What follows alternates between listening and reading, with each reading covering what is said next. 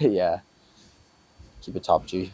Yeah. Yeah, Top G is a man, dude. he is, I fuck with dude. him. Yeah, I haven't had depression since I watched a video of his. Oh, really? Yeah, I watched Which one was it? It was I'll send it to you. Okay. But he's like, depression is not fucking real. Oh, And wait. he's like, and it was like right after my little brother's death. Yeah.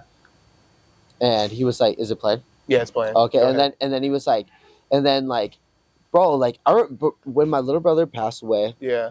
I was like telling everybody, I was like, yeah, bro, you know, like I just don't vibrate at that frequency of like suicide and like depression anymore. Like it's just not the right energy for me. Yeah. And so I just don't go there.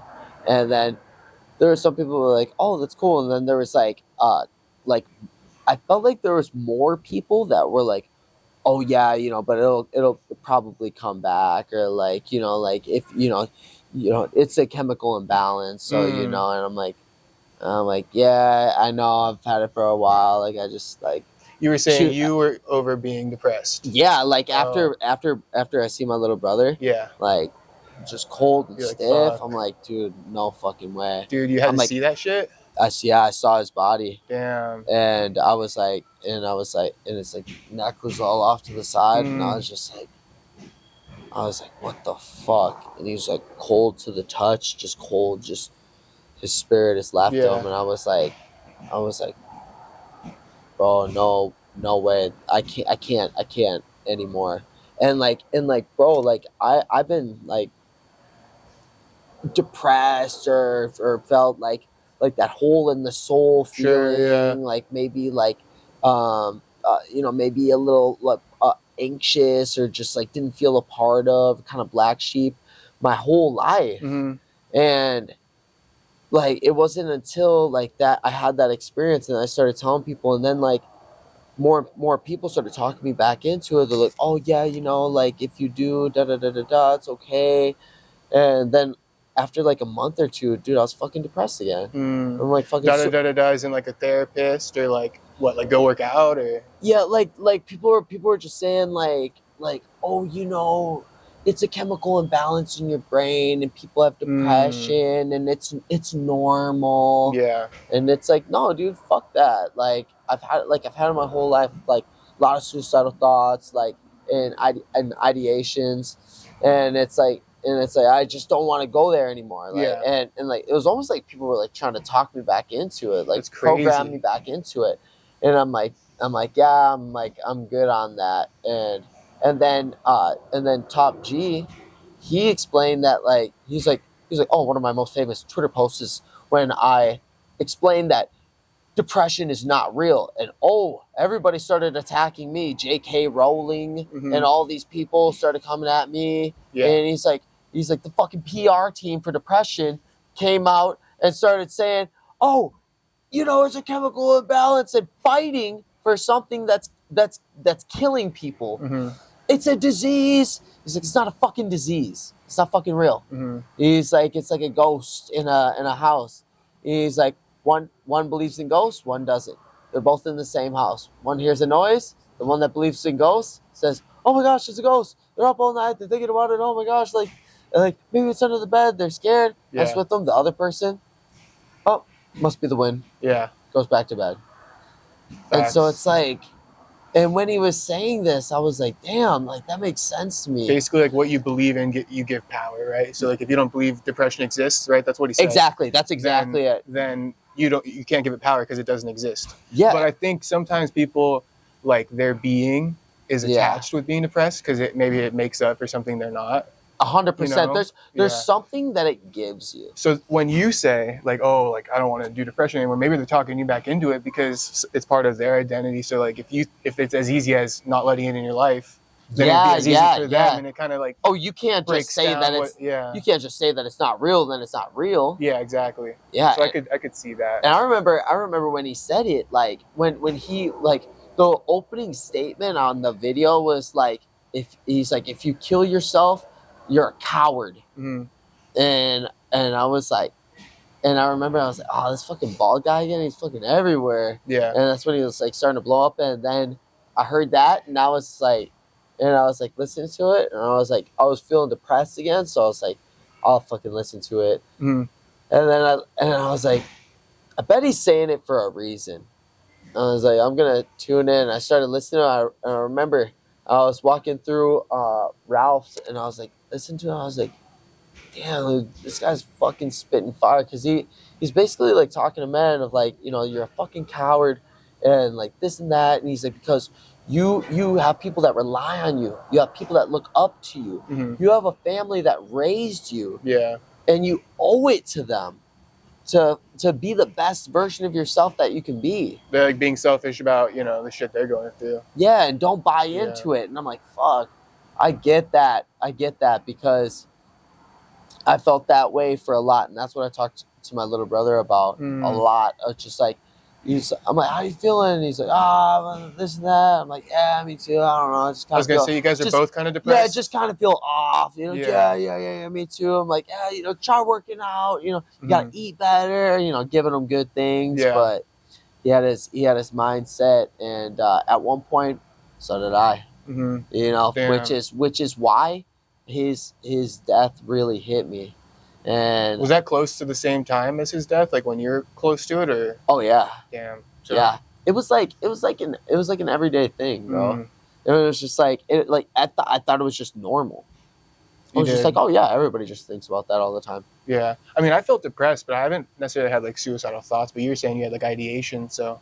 Yeah, and I don't know what like it was the weirdest thing, because I wake up and I'm like, dude, I literally wrote in my journal like back in the day, like over and over and over again, of like being exactly where I'm at, and like where you're at today or back then. Yeah, where I'm at today. Oh, today. Like where I'm living, like doing what I'm doing. Like I'm honestly one of the most happy people I've ever met in my life. Yeah. Yeah, and I think, has that changed like from the passing of your brother, or were you always like the happiest guy, but you're still kind of struggling with the stuff inside? Yeah, it's like, is that what it is too? Yeah, I think it's like I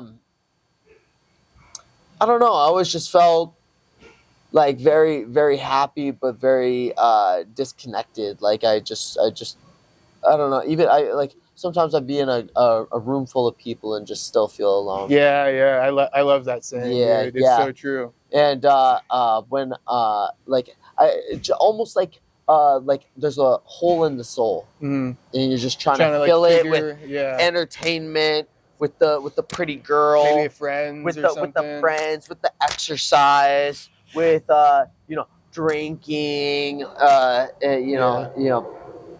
Was it really just that video, like Andrew Tate, then that kind of switched it for you, or like it was what even more changed it? So this was it, right? Yeah. Is I was like, damn. I was at the checkout, and I was like checking out, and I was like, damn.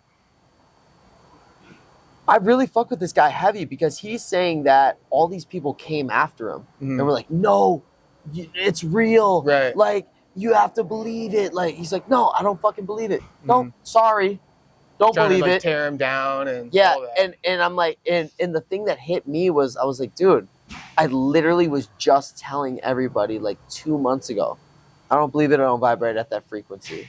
But then somehow, over 2 months ago to that point, I had gotten worn down by other people, everybody else's programming.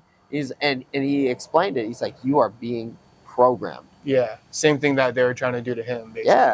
Yeah. So then, like, once you kind of saw that for what it was, as far as people kind of reprogramming you into something when you were getting better, then that's what kind of pushed you into just letting it all go, kind of? Yeah. And I'm like, and you know, that's why even like biblically they say like guard your mind. Yeah. You know, guard your mind, because what you filter in gets filtered through and externalized, gets internalized and externalized. Yeah. You know, so I think it's really good to question a lot of things, and I think it's good to consider the source. And so with him, I was like, well, damn, this guy's getting like checked by all these people, and he backs it up with like really good information, like the metaphor of like believing in the ghost. I was like, damn, That's really good. And then he even said in another video, he's like, look, he's like, understand, like, sometimes it is a chemical imbalance. Mm-hmm. He's like, I get it. He's like, yeah. He's like, but I don't believe that something is gonna hit me from the fucking sky and fucking make, oh no, I've got depression. You know, and then there's nothing and there's nothing you can do about it. Yeah. There's Like, a lot that's you the can thing. kinda... That's the thing. Oh, I have anxiety. Mm-hmm. Like, people that claim that just will always have anxiety. Because Oh, you're giving it power by saying it. You make it your identity. Yeah, exactly what I said. That's yeah. what it is. You make it your identity. Oh no, I'm anxious. I can't. And they align with everything that anxious people do. Yeah. Oh, no, I'm anxious. I can't be in group settings. It's like, yeah, motherfucker, it's uncomfortable for a lot of people. Mm-hmm. Yeah.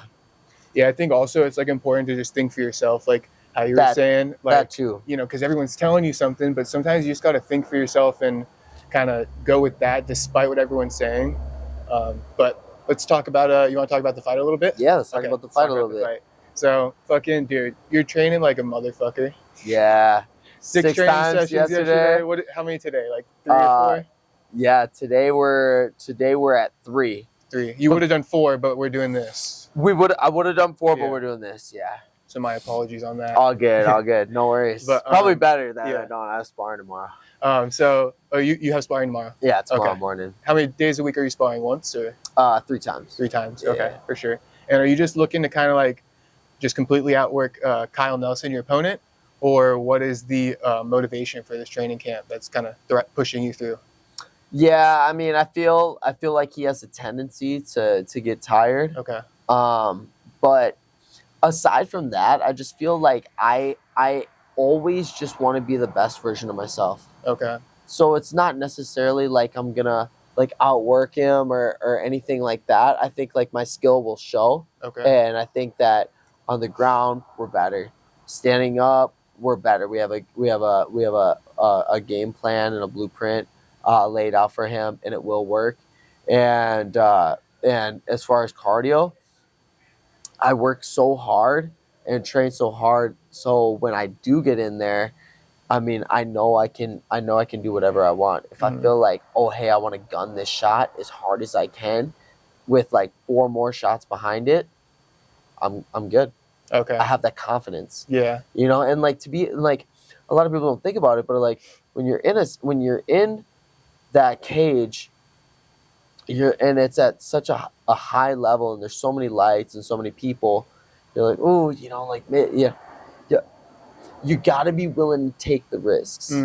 Like sometimes it's risky, you know. Sometimes you're like, all right, well, like when I gunned Alex Morgan with that overhand right, like I was like, all right, when is the time?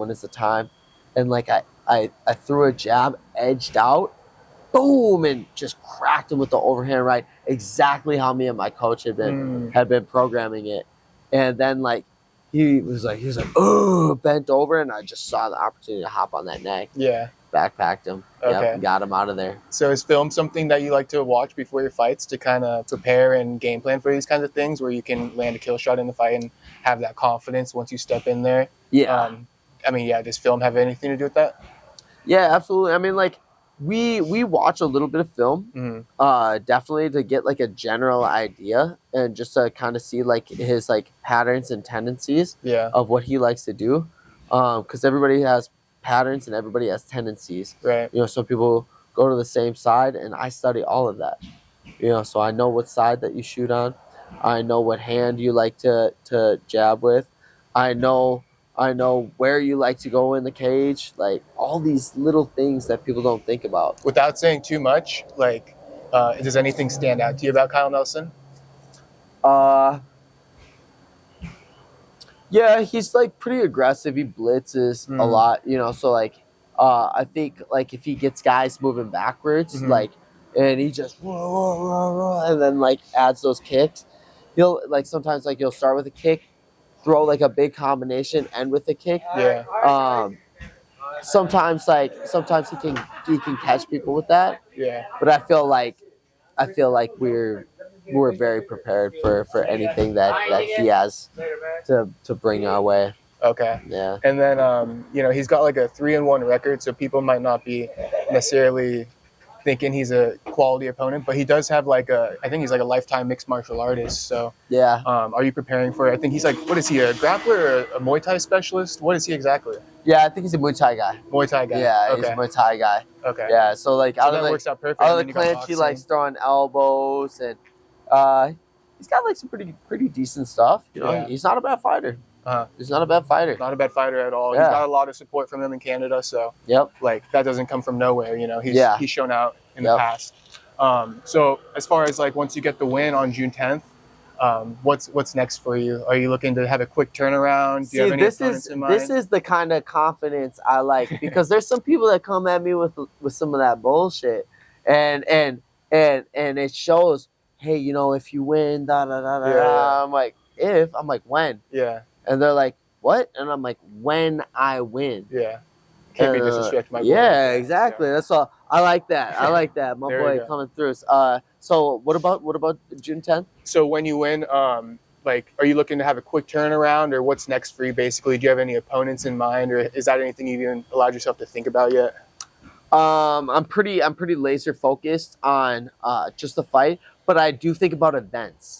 So there's Abu Dhabi in October. Yeah. And so I really like that. And then I just saw that they have Sydney. Yeah. So me and my managers were talking about that. I think they just want to ship me all around the world. All around the world. Yeah. There's a few opponents I was thinking of that have kind of, because you know how they pair you up based off of almost who's beat who and similar matchups. You notice. You might fight somebody in the future that you guys both have a common win against, right? Right, yeah. right. So what I was thinking is the guys who have already beat Kyle Nelson are you got Doo-Ho Choi. He's I want to fight him. Yeah, and he's an international fighter. You got Jai Herbert from London. Yep. And then there's one more. I'm gonna blank on it probably right now, but yeah, you got two foreigners. Yeah. So Jai Herbert, Doo-Ho Choi, but you want to fight Doo-Ho Choi? That guy's crazy. Yeah. He's awesome. Yeah. Yeah, I like watching him. He's entertaining. What makes you want to fight him? Just the fact that he's an entertaining fighter? Yeah, just like him, and those Korean fighters are fucking great, man. One of the fights that I really want to have is Korean Zombie. Oh, it's another great one. Yeah, because he was one of those guys in WEC that I really admired. Okay. Yeah, I really admired. I admired his style, and he was just a monster, bro. He's fucking come forward, and I mean, he was beating Yair Rodriguez that whole fight. Yeah. Until he got clipped with the fucking ungodly elbow with a second left. It's just unreal, And it would just be fun, man. I'm enjoying this journey, and I wanted to fight Jose Aldo. You did. So you've been an MMA fan for a while and stuff. Do you watch the sport and keep up with it nowadays? Yeah. I try to watch every UFC. You do? That's okay. on, yeah. So with the division right now, it's exciting because you got Volkanovski. He's going to unify with Yair. What are your thoughts on that one? I like Yair for that one. Oh, you do? Yeah. Okay. Which is shocking to a lot of people, but I've grappled with Yair, and his grappling's good. Yeah. Yeah. His wrestling's not too bad. His striking looked really good. It looked like he was programming his kicks very well, and just doing a very good job of making sure that he was keeping Emmett far away, because Emmett is gonna gun looping shots with his boxing and try and come in like that. So I just thought his game plan was tailored perfectly. Yeah. And because Volk's a crazy, he's a great striker as well, but they're very different. Yair is a great striker, but again, very different. Yeah. So are you seeing Yair is going to piece him up in the striking, or you're thinking that he might somehow employ grappling to get the dub? I think just through striking. Through striking. I think just striking, just being elusive. Being more loose, and Volk's a little bit more stiff with the feints, right? Yeah.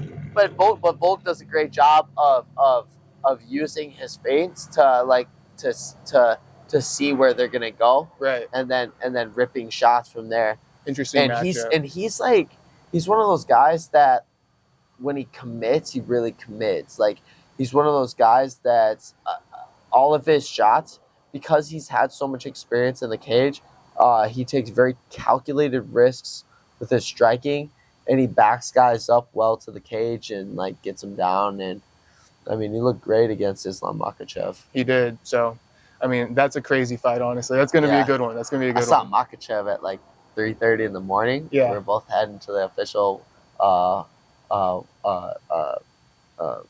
weigh-ins to the official scale. Okay. Yeah, to the official scale, and bro, he looked dead. He had a bad weight cut. Fuck. Like a terrible weight cut. Damn. Because I was like all sucked dry. Yeah. And I looked at him, and he is like in his sauna suit, getting carried by like all the Dagestani fighters. And I looked at him, I was like, and he's like, and he just hung his head. He couldn't even like give you any energy. I was like, damn. Yeah. I was like, all right, I'm pretty dry, but like this guy's struggling. Yeah. Bad. Fuck. So you probably weren't even surprised when you heard about an IV or something like that. It's not true necessarily, but it isn't true. There's some rumors about it. But you're saying they were saying that too. Yeah. I think Dan Hooker just gets drunk and tweets a bunch of shit. Yeah, gets a little bit hurt or something. Yeah, motherfucker. Because he kept it open ended, so a bunch of people started going on my page and they were like, oh, is this the bloke that fucking? Oh, really? Yeah, because he's like, we know about you using an IV and da da da da da. Yeah. And so I put up on like one of the, I think it was like the Full Send page. I was like, nah, bro, I have the same mark. Yeah. I like looked down at my arm and I had like the same mark. I was like, oh, so that's where they did everybody's saying, like, blood I know work. about you. Because he had a dot on his arm. Yeah. I'm like, look at all the fighters. They all have the same dot. Yeah. Yeah. Well, fuck all the haters out there. Yeah. Another matchup I'm thinking about that I want to ask about your opinion was, did you see Max Holloway versus Arnold Allen? Yeah. Yeah? What did you think about that fight? Great fight. Did you have Max going into it? Or what did you think was? Yeah, you did. Yeah. The skill was just going to pay out, huh? Just his veteran experience. That's what I was thinking. Just because that was Arnold's first kind of like big show, the main event. Is that what you were thinking, or why did you think Max was going to win? I just thought experience, man. Experience. Max is so tough too. Like, I thought his movement would be a little bit better. He'd have a better game plan, and he did. Yeah. He's just been in 5-round fights more often. Yeah. Whereas Allen hasn't. Yeah. 5 rounds is a lot. I feel that. And another one, Josh Emmett versus Topuria. That's a fucking crazy one, isn't it? I don't want to be offensive at all. So if you take it the wrong way, I'm sorry. But I think you're like a younger, better version of like a Josh Emmett in a sense. I don't know why I think that. Has anyone ever told you that? Really? Yeah, I don't know. Like Josh Emmett comes in my mind a little bit, but he fucking knocks the fuck out of people. He's got great wrestling. Oh yeah. So I mean it as a compliment. For sure. No, Josh Emmett's a fucking monster. And I think that'd be a cool matchup for you to have in the future. Maybe if he sticks around long enough. Yeah. That'd be great. I'd love to. He's not that tall. He's not. He's like 5'6". 5'6". What are you, like 5'10" or something like that? Like 5'8", 5'9". 5'8", 5'9". Okay. But what do you think about that matchup between Topuria and Emmett? Because 2 fucking KO artists, 2 great boxers, 2 great wrestlers. To be honest, it could go anyway. It could go anyway Because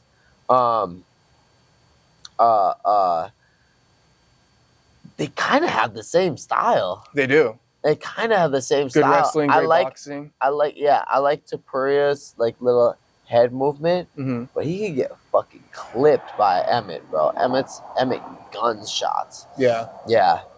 So, but I think it's a tough one. I think Topuria. You think Topuria? I think Topuria's just it's kind of his time, right? Too. He's the younger fighter. Just been on a streak. Yeah.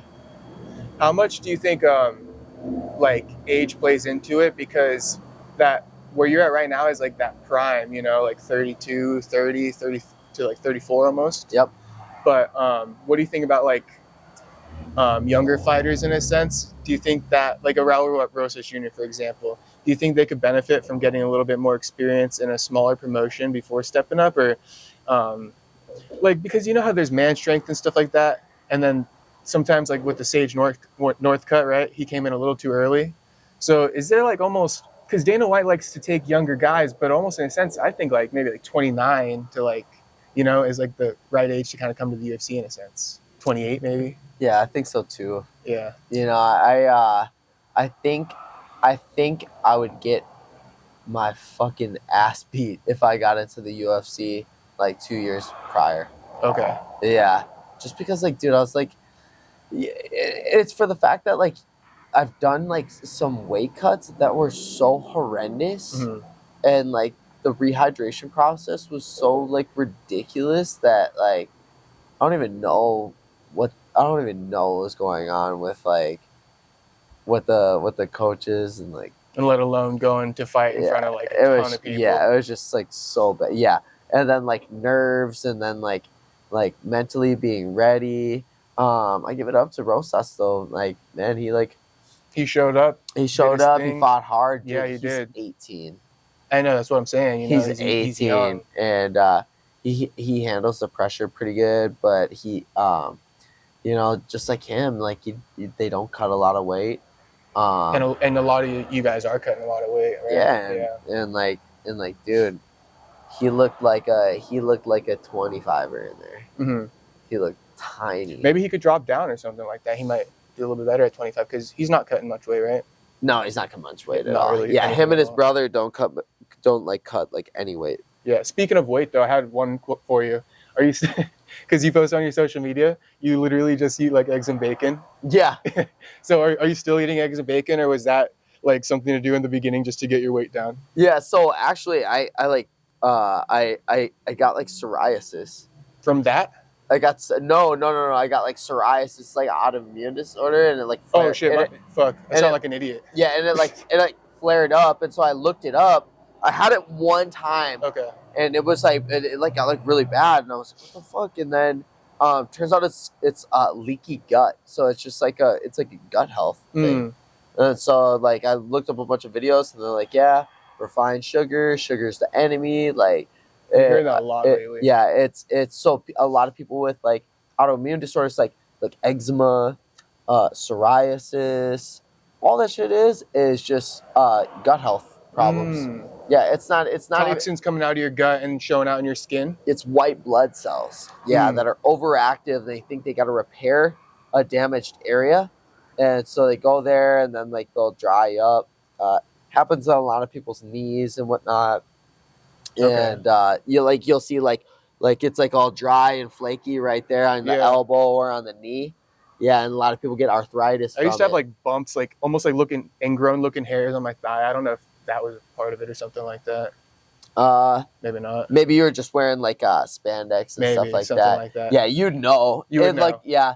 And so like I looked it up, and they were like, oh yeah, you just want to do a lot of healthy fats and good sources of protein. So you just eat bacon and eggs still? Yeah, dude, bacon and eggs, good red meat. Like, good red meat's like a steak. Yeah. Just like I try to keep it like grass fed, grass finished, like good bacon. And I'm not even like a pork guy. Nah. Yeah, like not a pork guy at all. But I was just like, fuck, dude, I'm eating ground beef and eggs every day. I was like, I gotta switch it up. Like put bacon on the cast iron, and I'm like, oh shit, this is fire. I'm like, fire. Damn, this is nice. And then they say like, and then like all the guys are like that are saying, like, all the doctors are like, yeah, you can have the fats from it. It's super good for you. And I'm like, what? And so I was having the fats, and then I'm having like bomb workouts, tons of energy, feeling great, and just feeling amazing. And are you replacing the fats with like no carbs basically? Yeah, basically. Okay. Yeah, gotcha. So I'm just pretty much running off of like a lot of fat, and then like some extra protein with like the eggs and stuff. Yep. Some of the nutrients from that. And then I just recently started adding like some carbs back in. So I'll just do like but like my carbs are like organic fruit. Oh, I got you. Yeah. Honey and shit like that. Right? Let me just make sure it's still recording. Yep, we're chilling. Yep, honey, blueberries. It's gonna like 30 seconds over. I got like a couple more for you, but keep going. That's right. Yeah, honey blueberries, bananas, and then I add like Celtic sea salt. Celtic sea salt. Game changer. Thank you for the time, my brother. I appreciate it. No worries. So you're saying fucking your fruits. I saw one little thing that I was copying where you put like Greek yogurt, some fucking watermelon, a little honey drizzled on top. That was fire. I think That's that's what I'm doing after this. Yeah. I went and got Yeah. some watermelon and stuff. Yeah, bro. I I got one did. today after my massage. I was like, That shit's good. fuck yeah. That shit's good. Bro, yeah, and then I just cut it like an onion. Yeah. And then like the ring like this, just boom, big block of it. Yeah. And then just So fire. fucking put it in on top of the Greek yogurt. Fire. Throw a little extra fruit in there if you want to. Yeah. But because you eat really healthy and stuff, maybe it's a lifestyle, but I was curious if you have like a post-fight meal you're looking forward to or something like that. Yeah, I always do a burger and a shake. Burger and a shake? Burger and a shake. From where? I'm like, you know where I want to go is like, or like, it's either a burger and a shake or like just a fucking fat steak. Ooh, fat steak. Yeah, there's this place. I don't think what is it called? Is it Manny's? It's in Vegas. My boy Elliot brought me. Mm. Oh my god, bro! Steak. The best steak I've ever had in my entire life, bro. Fat ribeye. Oh my god. Yeah, tomahawk. Like a baked potato or rice or what do you go for? Yeah, I'd probably do baked potato. Baked potato. Yeah, baked potato. Like sour cream on top. Yeah. Maybe get a little mushrooms on the side. Like mushrooms. Oh, and the mac and cheese. Yeah. With the little crumble on top. Okay, that's fire. Oh fuck yeah. So it's either a steak or a burger with a milkshake. Yeah. Okay. Yeah. For sure. And then I had a fun one for you because a lot of people do this one now. So just name like the first word that comes to your mind when I name some of these fighters. Okay. Like how you characterize them. So the top of your division, basically, you got Volkanovski. Toad was the first one that came to mind. All right, Toad. We got Yair Rodriguez. Panther. Max Holloway. Punch drunk. And then Arnold Allen. British. And last one for you. Let me think of him. Max Holloway, and then you got Brian Ortega. You weren't expecting that. Mafia. Okay. He seems like a mafia guy.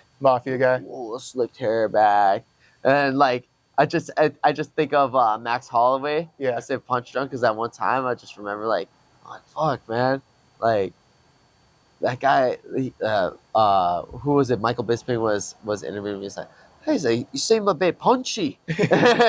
And he's like, yeah, and he was like too punch drunk to fucking fight. Oh, yeah. And now that's right with that interview. Yeah, and he doesn't even spar anymore. Yeah. I got all the respect for Max Holloway. But yeah, he's been a warrior since he was like fucking like young too. I mean, just like you, just like all you guys. A guy from my gym, Pat, what's his name? Pat. He fought him to get into the UFC. Oh, he did? Yeah, that was both their first fights. Oh damn, that's crazy. Small world. Last name. How that guy ends up in like Orange County. Yeah. Last one for you though. I was honestly just curious myself. Like your mom and stuff. Is she gonna come through to your fights ever, or do you have any plans on that? Hopefully. I mean, like. They said if I fight in Madison Square Garden, they'll come through. Okay. But yeah, I mean, you never know. Maybe if I have a fight in Vegas, she'll come through. But yeah, it's like one of my. No, I'm not gonna say it. No? I would love for my family to come to a fight. Okay. Yeah, they didn't come to many early fights, and it pissed me off. I was gonna ask, like, what does she think about you being a fighter? Is that normal for her? Because you've been doing it since you were a kid. Yeah, my mom's wild, bro. Doesn't care. My mom's like supports you. Yeah, my mom's a gangster. Yeah, for real. Yeah. For just real. check out the other interview and you'll find out. Yeah, she's a gangster, bro. Like man, she. My mom's fucking wild, bro. She ain't your average chick, but she's an angel now. Yeah. You got anything? I don't want to offend your mom, so nothing like that. But yeah. Like for your mom, like wild. Like any like funny thing you have about her. Yeah. Yeah, bro. She's just like characterize her in a sense. Like my mom's like this fucking like sweet, like sweet, like white girl, like heavier set, like biggest heart, wouldn't hurt anybody, and she's dating like this guy named Boo, who's a Blackstone smasher rock from the south side of Chicago.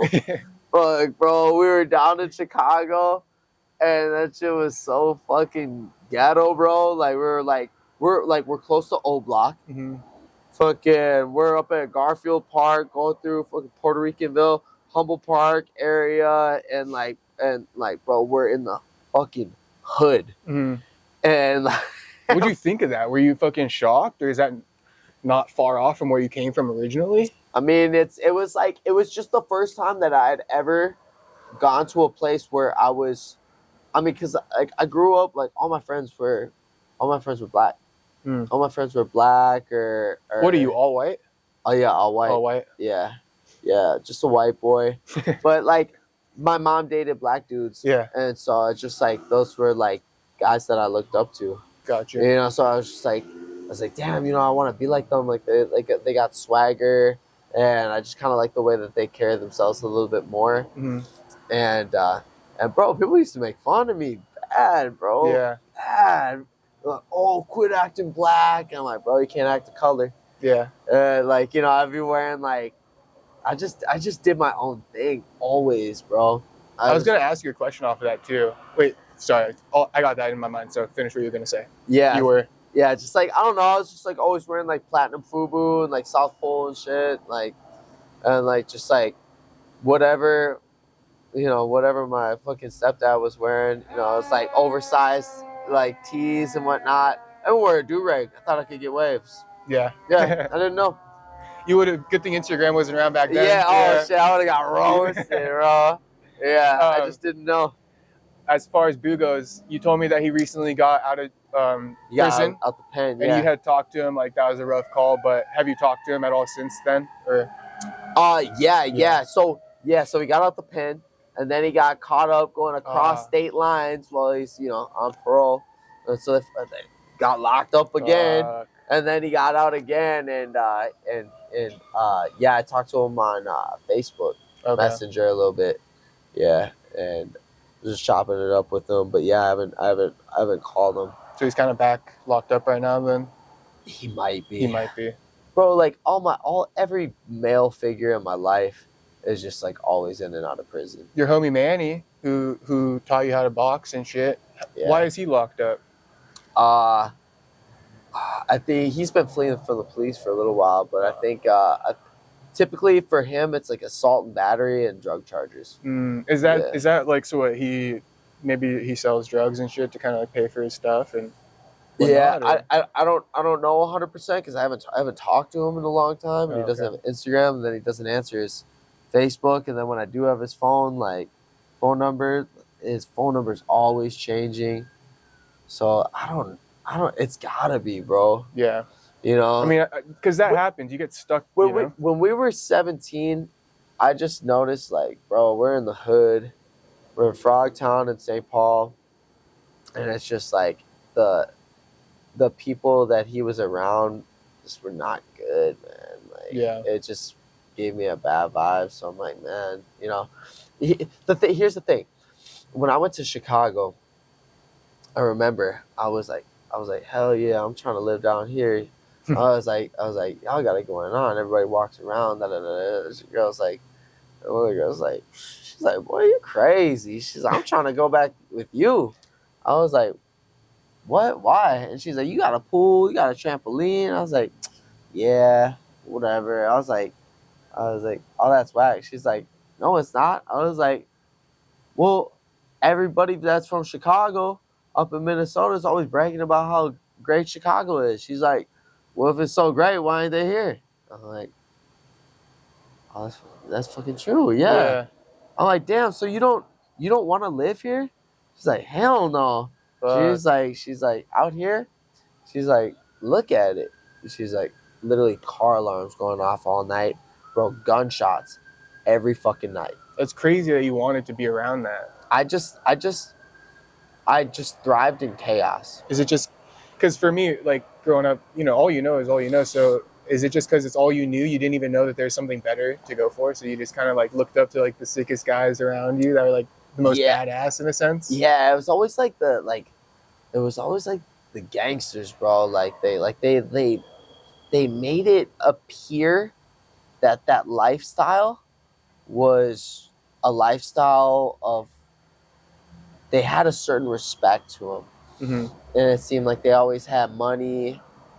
They're always just kind of going here and going there. They didn't have like a designated job. Yeah. You know, because they're probably trapping. Right. You know, and it's like, you know, and you know, Boo got locked up, conspiracy to drug trafficking, 12 years, 10 years, and then he got stretched out for another 2. Fuck. Texas Penitentiary, bro. Yeah, so, you know, like, and it was after that, I was like, Mom, where's Boo? What the fuck? And she's like, oh, he went on vacation. I'm like, vacation?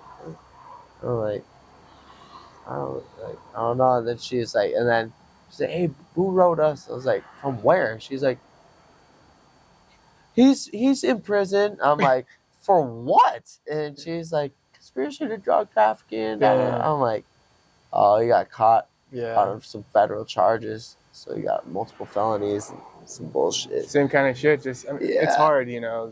And so when you it's come from a rough place. Yeah, it's just and these guys just, they just made it appear, bro. They got, bro. I mean, they're good schmoozers though. Huh? Buddha, Boo, like all these guys, like, man, like they, bro, they got the nicest cars, they got the nicest clothes, like fucking $50,000 chains, watches. Just like, god damn, bro, like this motherfucker got in the crazy middle of the fucking, like, ghetto, right? Yeah. Ghetto is a motherfucker. And then so I met like a lot of like kingpins and like of like gangster affiliations, like Buru's like top it, like he was like he had a lot of respect on the streets in the southwest side of Chicago for the Blackstones. And then one person that really changed it for me was Peanut, for the House Outkast Georgia Bottom Rockers. It was a motorcycle club, all black motorcycle club. And my manager at the time. Wait, and who's Peanut? Like Peanut, he was part of the Young Bloods. Okay, but to you, like, did he date your mom or no, a friend of yours? Yeah, so my manager, his name was he went by Psycho. His name was Psycho. Yeah, his name was Marcel, but he went by Psycho. I was like, why do they call you Psycho? He's like stabbing motherfuckers. Jesus I was Christ. like, all right, bet. And he was like, I was like, all right, bet. And so I was like, that shit. I was just like, oh yeah, whatever. Like, it was fucking. I know my dad stabbed some people in prison. And I was like, it happens, you know. And so fucking, we're at the clubhouse, and ghetto in the fucking ghetto not Arizona, in Georgia, and like Peanut, bro. He was a fucking gangster, bro. He was the president. And he was just like, hey, what's up, Blake, man? He's like, you still on that? He's like, he's doing good with that fighting shit, man. I was like, man, thank you, Raw. Appreciate it. I was like, getting these fights, you know, getting ready, doing my thing, feeling good. And he's like, man, can I get you a drink, anything you want? I was like, whatever you're drinking, bro.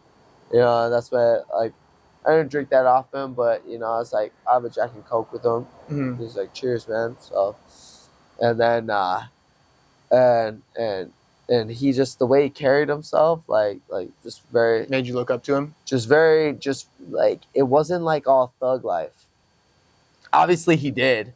Like, he would, like, it's not like he was just like fucking... But they dress it up as like... But he was just like, it's just his demeanor.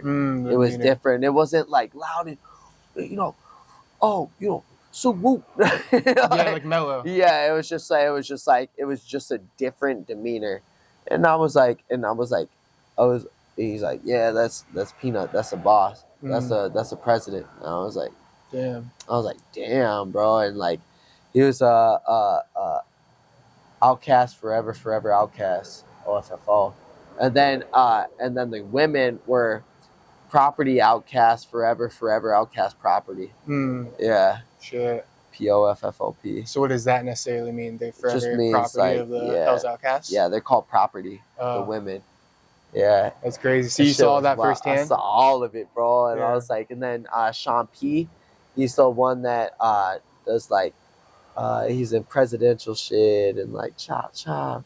Yeah, we back on the block. Yeah. Yeah, like, bro, they were gangsters. Like, Damn. and I'm like the only white boy, literally the only white boy, all black motorcycle club. Like they had like crazy party, fucking strippers. This chick looked like Halle Berry. Like, Damn. it was wild. How many bro. times do you think you met Peanut and like those guys? Oh man, probably like quite a few. Quite a few times? Yeah, quite a few. Like probably like a dozen times. I didn't go there too often Mm-hmm. because like we were we were being like cool, but then like Psycho started like, you know, he liked to drink, you know, and like other activities too, you know, so like he started like wilding out, and so some, you know, some of the guys started like getting pissed off at him, you know, like it happens, you know, you're drinking And he's not really welcome, so you kind of. well, yeah, I mean he is, you know, but they're just like, yo, hey, you gotta chill, you know. I see. You know, like it's like one of your homies is in here, he's like drinking too much, showing up, you know, like and like fucking shit up. You're just like, oh man, hey, you gotta stop that, bro. Like relax. Yeah. You know, you gotta chill out. You can't be acting like that, you know. Yeah, I feel you. Yeah. So all right, wrapping it up because we've been here for a while. yeah. What made you, just sum it up for me, what made you move to California exactly? Basically, I asked my manager. I was like, hey, I'm not getting any fights out here in Minnesota. I was like, what can you do to get me out to California? So I was like, do I have any fights? He's like, nah, you're like the boogeyman. Nobody wants to fight you. So I was like, well, what if I move to California? Would people want to fight me out there? Mm-hmm. He's like, oh yeah, of course. I was like, well, then what are we waiting for? Okay, so you just moved out here. Yeah, and he was like, wait, where's your head at? Like, is everything all right with your team? I was like, everything's all right, but bro, I'm willing to sacrifice who I am right now for who I'll become.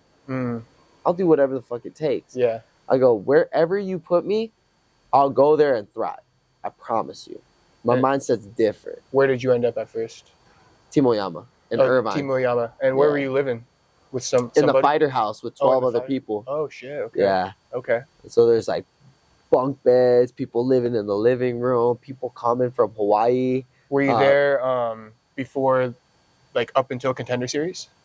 No. Oh, I was there for 1 year. Okay. And then I was like, there was some politics that I didn't like, and yeah, it just wasn't the right fit for me. Okay. You know, all respects to Colin Oyama. Yeah. That guy's a good coach. He really cares about his fighters. It just the atmosphere wasn't right for me. And I just needed something different.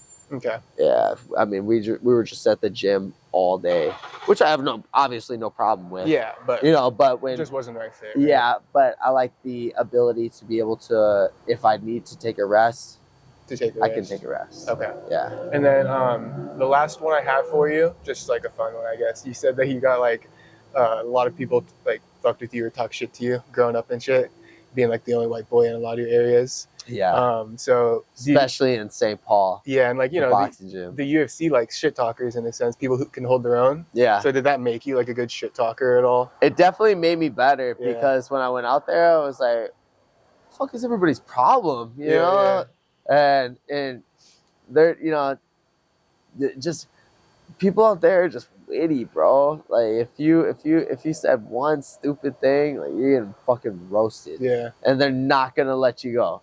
So you probably got a couple good one-liners. Yeah, oh yeah, bro. And they'll bring it back up. And then you'll get some dumbass nickname for it. And then it just becomes your identity. Yeah. You know? Yeah, I like, feel that. Fucking what the god damn it. Like I wish I could wish I could turn back the hands of time. Yeah. You know, but that's how people get nicknames out there, and then you're known as that. And definitely makes you sharp and quick. Yeah, right. Like, Manny was always like super quick. He was. Yeah, super. Super quick. Your homie who showed you the ropes, so maybe he gave you some good shit talking. Yeah, he did. Too. I still use some shit that he says. For sure. Yeah. For sure.